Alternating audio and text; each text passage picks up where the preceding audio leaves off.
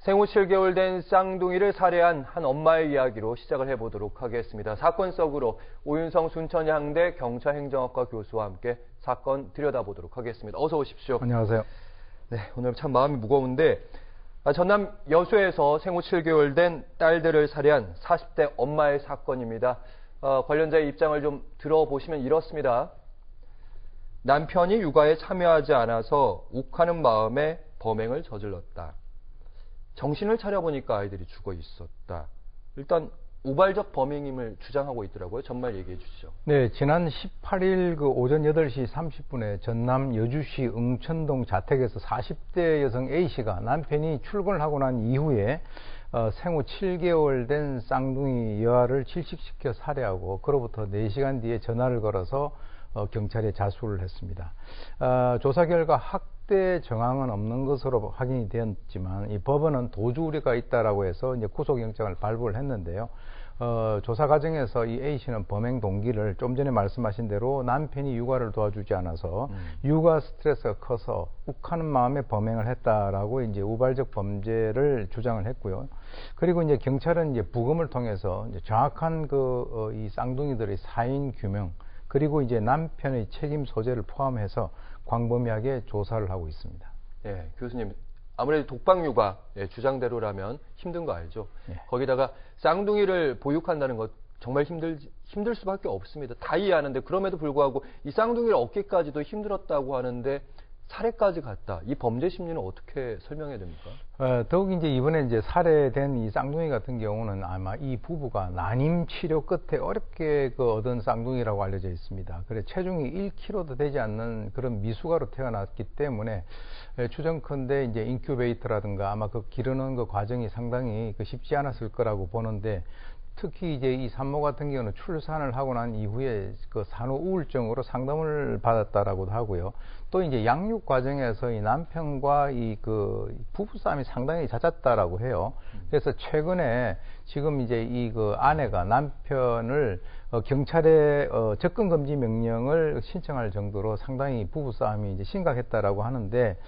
산모는 이렇게 얘기를 합니다. 아이들이 아픈 것이 나 때문에 그런 것이 아닌가라는 죄책감을 느꼈다라고 하는데 제가 봤을 때는 이제 이 평소에 남편이 심리적으로 좀 지지를 해주지 않은 것으로 이렇게 보이는데 그 이유는 이 사고가 발생을 하자 이 남편 역시 아마도 아내의 죄책감이 자신 때문인 것으로 이렇게 같다 이렇게 진술을 함으로써 이 육아에 있어서의 남성의 또 특히 남편의 적극적인 지지라든가 또는 실질적인 도움이 필요하다라고 하는 것을 이번 사건을 통해서 우리가 좀 더 확인을 할 수가 있습니다.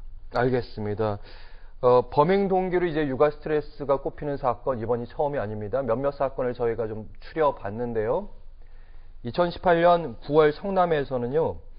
딸이 칭얼거리는데 잠만 자고 있다. 남편이 아내를 살해한 사건도 있었고 2021년에 10월에 울산에서 울음을 안 그친다고 수차례 흔들어서 결국에 사망케 한 지적장애인 엄마도 있었고 2023년 4월 인천에서는 생후 40일 된 아들을 던졌습니다. 그런 경우도 있었고 2023년 8월 대전에서는요. 이번엔 조모가 독박육아로 제정신이 아니었다. 사실 마지막 사건을 보면 독박육아로 제정신이 아니었다. 이 부분. 그리고 이번 범행 40대 엄마도 정신을 차려보니까 아이들이 죽어 있었다. 그러니까 범행 당시 상황 자체를 기억을 못하고 있다. 이렇게 봐야 되는 거 아니겠습니까? 네. 글쎄 이제 제가 볼 때는 이전 세대에 비해서 즉 다시 말해서 옛날 베이비 부모 세대에 그때는 이제 통상 아이들이 3명 심지어는 5명까지 기르지 않았습니까? 그 당시에는 이제 공동 육아라고 하는 것이 가능했고요. 또 이제 아이들이 한 4명, 5명 놓으면 큰 아이가 작은 아이를 좀 기르는데 도움도 주고 그렇게 했었는데 확실히 이전 세대에 비해서는 저학력이라든가 이런 아이 육아를 하는 데 있어서 인내심이 좀 부족한 것으로 보입니다. 그것은 왜 그러냐면 다른 사람들과의 비교를 통해서 어떤 사람은 가정부를 쓴다든가 이런 걸 갖다가 이제 비교를 하게 되면 상대적인 박탈감 같은 것들이 있을 수도 있고요.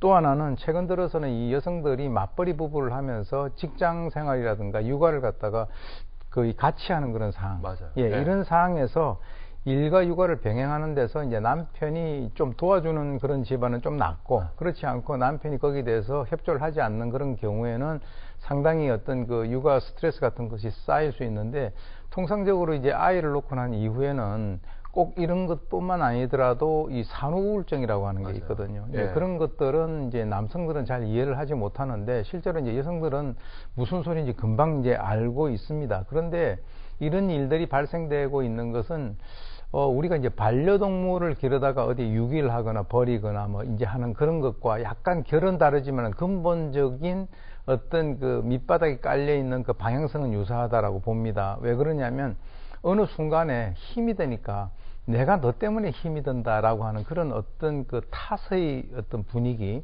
이런 것들이 실제로 이제 마음을 먹을 수는 있지만 그것을 갖다 행동으로 옮기는 이런 과정에서 이제 이런 여러 가지 어떤 희생자들이 발생이 되는데요.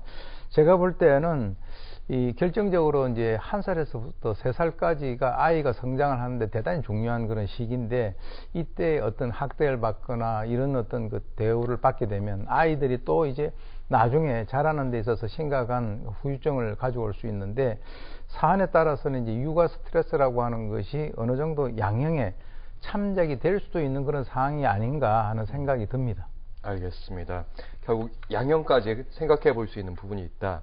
그리고 육아 스트레스 그리고 가족들의 그 양육에 있어 참여도 중요하고 여러 가지 부분 성장 과정도 중요한 것 같다 들었습니다.